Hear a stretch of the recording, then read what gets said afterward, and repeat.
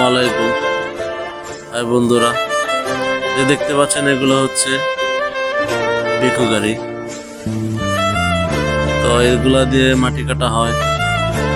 এসব কিছু গাড়ির মালিক একজন, মালিকাধীন গাড়ি। এখান থেকে নিয়ে মাটি কাটা হয়, আবার এখানে এসে রাখা হয়। এগুলো দিয়ে মাটি কাটে। শুধু তাই না, এগুলো দিয়ে বিশাল বড় বড় বিল্ডিং এগুলো ভাঙা হয়, মাটি গর্ত করা হয়।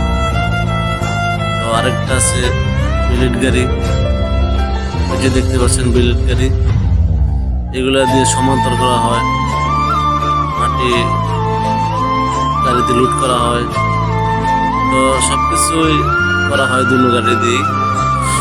এগুলা মালিক একজনই, আর কত টাকার মালিক বা কত বড় লোক হলে এতগুলো গাড়ি তার নিজের থাকে। তো যার আছে তার সবই আছে, যার নাই তার কিছুই নেই। এটাই ভাই দুনিয়া।